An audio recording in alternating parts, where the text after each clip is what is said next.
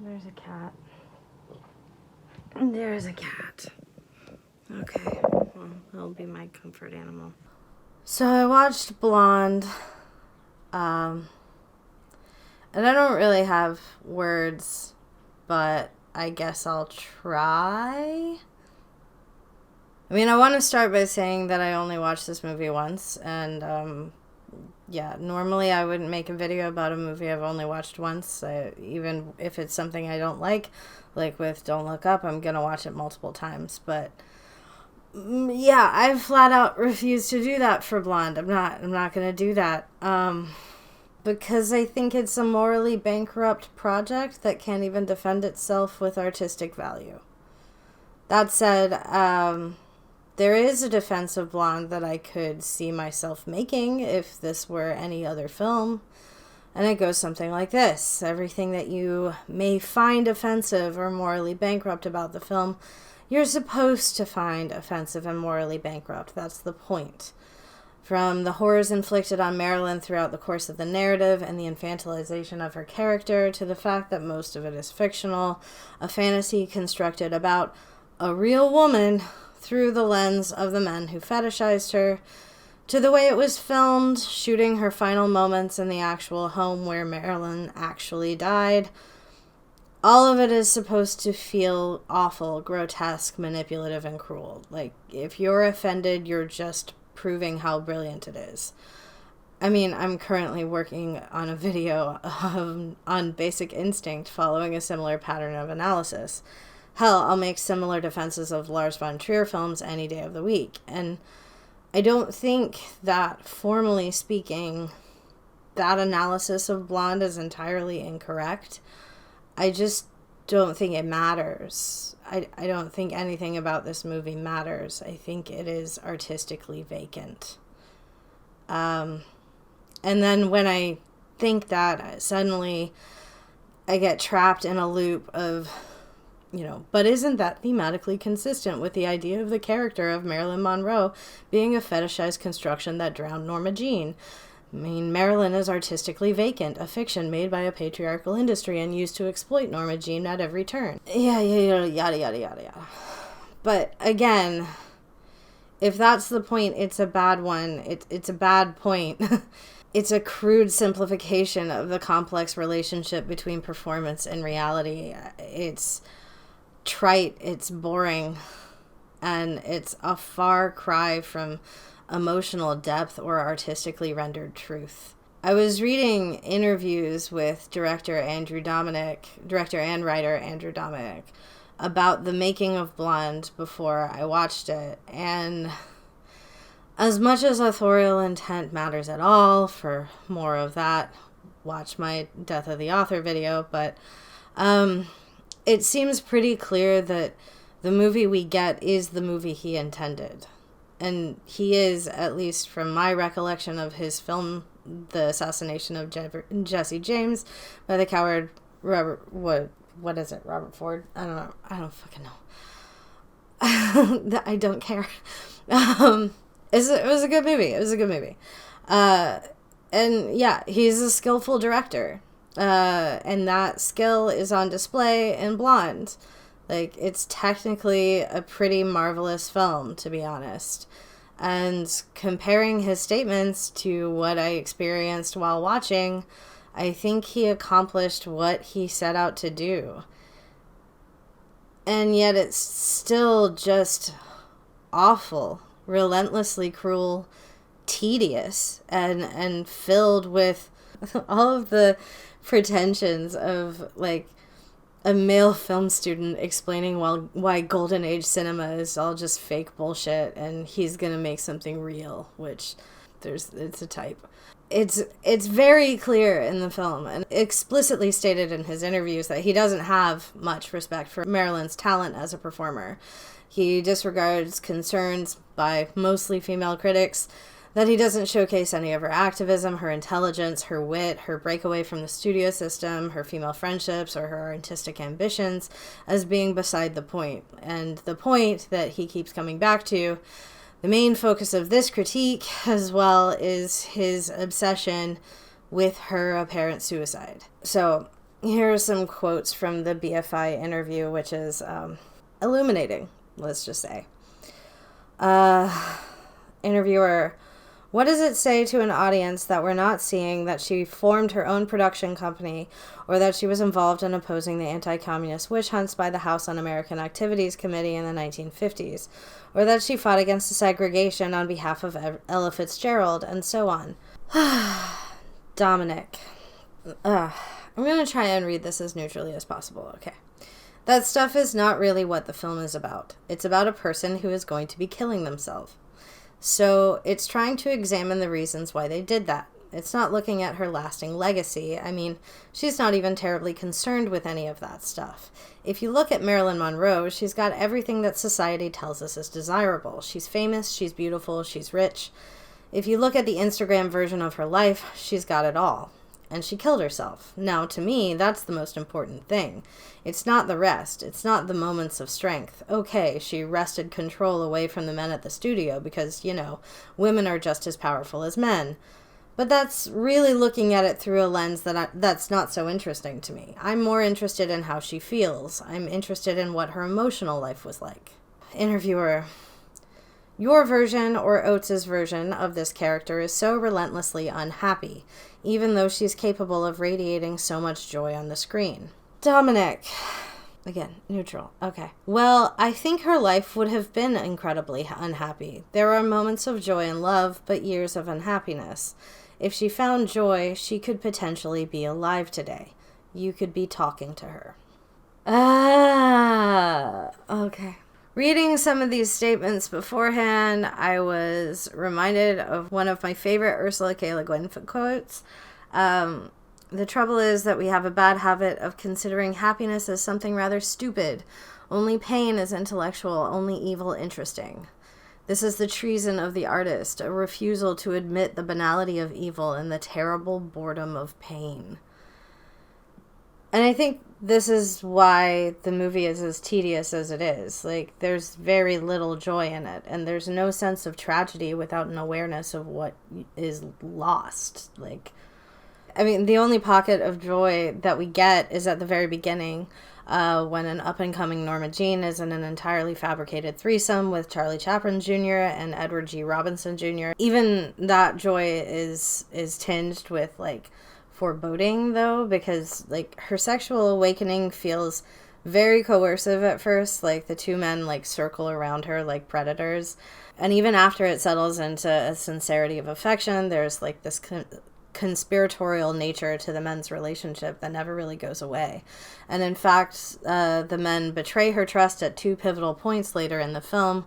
First, they attempt to extort the Joe DiMaggio stand-in by showing him her new photos as Norma Jean, resulting in him backhanding her at home. And second, when Chaplin dies and Robinson sends her a memento, including a card telling her that the man writing to her saying he was her father was in fact a fabrication of theirs.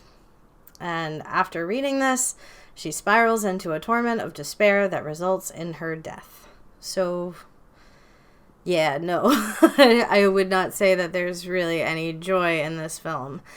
And I think it's fair to say that that's intentional. But as someone who's struggled with mental illness and suicidal ideation, I find it repulsive to conceive of someone's life who died from suicide as fundamentally joyless, because otherwise they wouldn't, they would still be here. And I find it pathetically insipid to ascribe to such a portrayal the artistic presumption of truth-telling. It is, in my experience at least, the opposite of the truth. This idea that the film is about explaining why she died from suicide also makes the ethical questions regarding the fictionalization of a real person's biography ultimately kind of moot.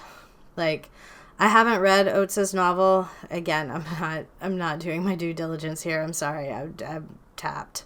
But I would guess from other statements about the novel that the artistic truths that she's trying to illuminate in it are societal and broadly human in nature. Questions about the nature of fame, of self and performance, about womanhood and exploitation, etc.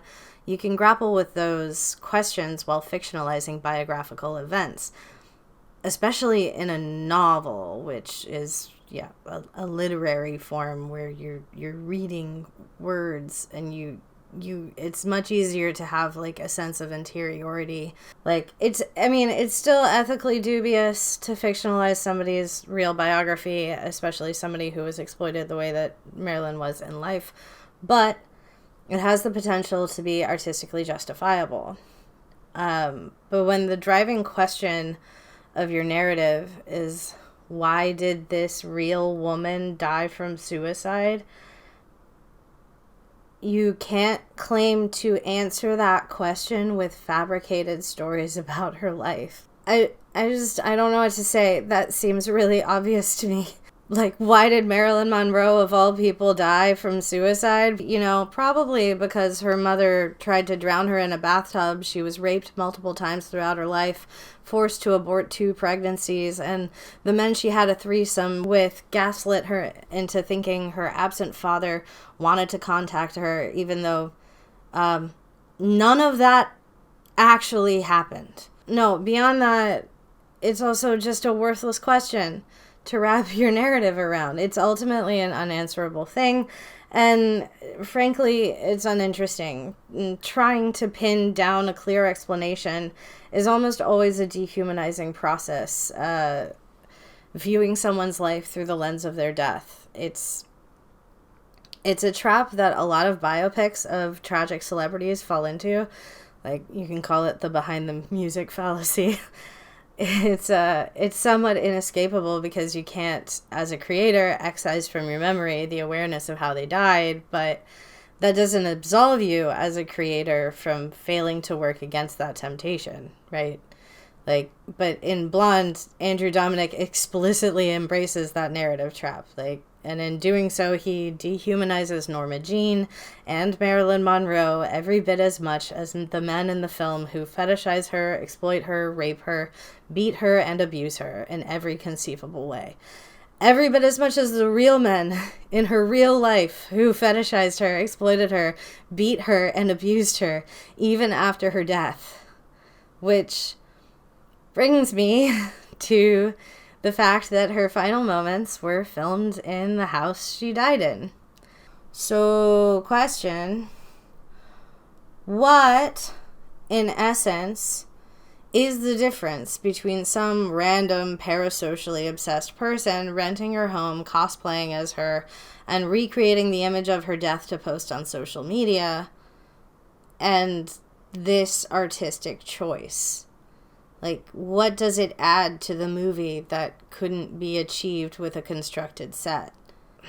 Okay, so the film is fixated on capturing this eerie verisimilitude with, myriad iconic images of Marilyn. It changes between aspect ratios and color saturation, not in keeping with theme or narrative or to indicate time or any broader concept like Marilyn v. Norma Jean, but because of a desire to replicate the photographs as accurately as possible. Even the casting choices, to take nothing away from the performances, which are, on the whole, pretty excellent. I mean, Ana de Armas is truly outstanding. As much as I do not like this movie, I think she should get all the nominations. But the casting choices seem very heavily motivated by how well the actors can pass as the historical figures. And here's the thing. If the movie were interested in saying something about the type of fame that reaches that sort of iconic status, it would be an interesting choice. But it's not. It's not. Instead, all it does is reduce Marilyn's life to those images, constrain her by her fame in the way she was constrained by it in life. Yes, it replicates, but to what end? What does it say about that? You could argue that it's thematically consistent, but thematic consistency is a matter of form and not content. The formal elements of the film are all quite excellent. Again, it's technically pretty marvelous. But the form's relationship to the content is deeply lacking. Why focus so much on aesthetic replication if you're not interested in fame as a concept? Why replicate the male gaze so consistently if you're not interested in the role of gender in her story? And, like, he's not. It is a deeply male film. Just somebody who wants to be Marilyn's daddy and fuck her at the same time. Like, it's just that's what it is. But, like, yeah, and why film her death in the actual place of her death if you've achieved that level of verisimilitude without the need for such voyeuristic trespass? The answer to this and many other artistic choices in the film is that Dominik doesn't care. He doesn't care about Norma Jean, the person. He doesn't care about Marilyn Monroe, the performer or performance. He doesn't care about the fact or fiction. He cares about her death. He cares about constructing a fantasy narrative about the reasons she died the way she did. And the reasons he gives us, some exaggerated from truth, some fabricated whole cloth, are that her father never wanted her, and for that her mother tried to kill her, and she was never able to save her childhood self from that trauma by having a child of her own, because she was forced into abortions or she tripped on a sandy beach and miscarried. And then, of course, the two men she trusted most with herself, Chaplin and Robinson, betray her confidence by explicitly preying on those insecurities. Yeah. I think the thing that really gets under my skin is the knowledge that the defense I described at the outset of this video, that everything repulsive about it is intended to be so, will be used to flip what is a deeply misogynist film into a deeply feminist one. Like, Joyce Carol Oates has already opened the doors for this. And again, I've used this defense myself for Verhoeven and Von Trier. I just don't think it holds for Blonde. Because there isn't any vantage point in the film's vocabulary to escape the gendered cruelty and read it as critique. There is no critique, by the way. And this doesn't mean that it's a matter of depiction versus endorsement. Like, it's clearly not endorsement. Paternal abandonment, rape, domestic violence, exploitation, and forced abortion, like, these things are bad, and the film depicts them as bad. But in a movie that spends 3 hours dragging a woman through scene after scene of nothing but abuse, you would think it had more to say about it than this is bad. Also, from his statements, Dominik does not view this as a female film. He views it as a film about an unloved child. That tracks. Not just in the matter of fact, that's just the way it is, gendered violence, as though misogyny doesn't have motivations. Its outbursts aren't predictively reactive to women asserting their own agency. No, just is. I mean, the only cause and effect gendered violence we see is the domestic violence of Joe DiMaggio's character stand-in, and even that has little to do with Marilyn's agency because she has almost none in this film, because she is, in Dominik's mind, a child. Like, he has described the real Marilyn's ambitions and her activism as things she wasn't really concerned with. As though founding her own studio, catalyzing the breakdown of the whole studio system that exploited her for decades, was just a whimsical fancy that flitted through her tiny head. Like, he has very much decided who she is according to his own perception of her, and he feels completely justified in doing so by clinging to the idea that history is unknowable and that everyone's idea of her is colored by their own perception. Which is true, of course, but when you're the type of person who looks at the biographies written by Gloria Steinem, herself a feminist icon who was also exploited and raised to a status above her peers due to her physical attractiveness to men, and the biography written by Norman Mailer, a talented writer who stabbed his wife, and you weigh both of those equally, it reads as an excuse. It reads as a justification for not caring. And all of his statements would be irrelevant if it weren't evident in the film, but it is. Like, she is not a troubled woman trying to assert her agency in a world that relentlessly punished her for it. She is a child, dragged, often literally, through different tableaus of torture. I mean, he says it's a rescue fantasy. Like, if this is a rescue fantasy, it doesn't inspire any feelings of sympathy or even pity. Like, why would I want to rescue her from her death if her entire existence is misery? Preordained misery, by the way. Inevitable misery. Misery that can't be escaped by making different choices. It just is. Like, her death is a blessing in this movie because at least she finally gets to meet her daddy. Honestly, I mean, if this is a rescue fantasy, the only possible way to feel as an audience member that you would be capable of rescuing her is if you view yourself as a father figure to her. Like a good daddy that would have treated her right. In that regard, it's almost like my response to Mel Gibson's Passion of the Christ, where while I was watching this parade of torture, I was like really weirded out by how I couldn't conjure any emotion or attachment to the cruelty. Like, there was no pathos until I said to myself, okay, for the duration of this film, I will pretend to believe that Jesus is the literal Son of God. And, like, adopting the perspective of a Christian was something I could do because I know many good and kind Christians, regardless of my feelings about organized religion or my feelings about Mel Gibson. But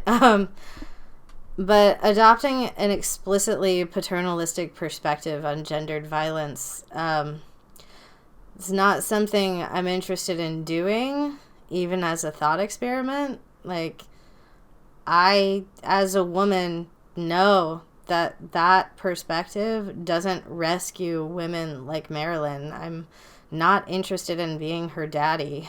I'm not interested in her salvation being yet another form of male dependency. And I'm not swayed by anyone claiming that a film made from that perspective is in fact feminist. Like, it's just not. It's just not. God, I haven't even said anything about the extreme pro-lifiness of the abortion stuff in the film. Partially because I don't even know how intentional it is, but it's a lot. Like, Marilyn cries, "It's my choice," as she's dragged away and forced into her first fictional abortion. Fetal imagery, almost always in the same stage of development, so you can see it like it's a little tiny human. There's a heartbeat, and it talks to her. Yes, it does. It's not like a CG thing where it's like, but it's like a voice, like she's talking to her fetus, and it talks to her in her head, and it speaks to her and begs her not to kill it like the last time. That was fun. Then there's the question of, well, what if my mother had aborted me? Oh my God. Thanks, Bill Maher. And yeah, there's just an overall treatment of pregnancy and Marilyn's inability to have children due in real life, not to forced abortions, funnily enough, no, but to multiple miscarriages and ectopic pregnancy and endometriosis. But, you know, here's the thing about those things. They're medical conditions. They don't really have villains. They just kind of happen. You can't say, oh, evil man did this to her, so, you know, let's protect her from evil men by being good men. Yeah, it's basically like, if only she had a daddy who loved her and were able to have a child of her own. This is probably one of the least feminist perspectives on her life that I can possibly imagine.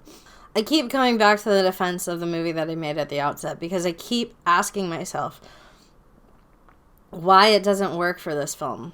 And, like, there's a very fine line between replication and depiction for the sake of indictment. Like, some of my favorite movies do the latter. But what that requires is an audience's participation in the thing to be indicted.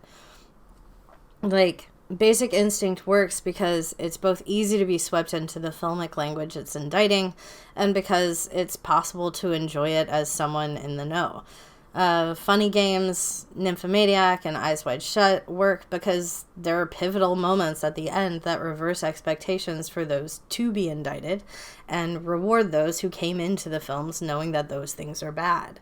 But in Blonde, there's none of that. Like, as someone who already knows that gendered violence is bad, I'm simply punished for my awareness of that fact with 3 hours of a misogynistic fantasy about a woman who was abused throughout her tragically short life.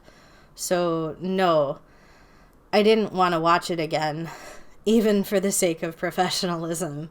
Like, I'm not going to twist myself into knots to find a way that the film's depictions of gendered violence are somehow feminist when the writer and director is someone who feels comfortable describing Gentlemen Prefer Blondes as romanticized whoredom. Like, not because Gentlemen Prefer Blondes is like an untouchable masterpiece or something, but because Dominik's casual and frequent use of the term whore is indicative of a patriarchal attitude that says a woman's worth is fundamentally degraded when engaging in any kind of sex work. I have no reason or desire to give Dominik the benefit of the doubt if he doesn't have any understanding or awareness or appreciation of the condemnation inherent in the word whore. I don't think you can have anything valuable to say about suicide when you think that if Marilyn had found joy, she wouldn't have died that way. Like, I don't think Andrew Dominik has anything profound or enlightening to say about Marilyn Monroe's life or death, however beautiful the movie that he crafted. Like, it's little more than the prettiest snuff film ever made. Anyhow, watch Basic Instinct or Dogville or, I don't know, Nymphomaniac or something instead. Fuck this movie. Okay, bye.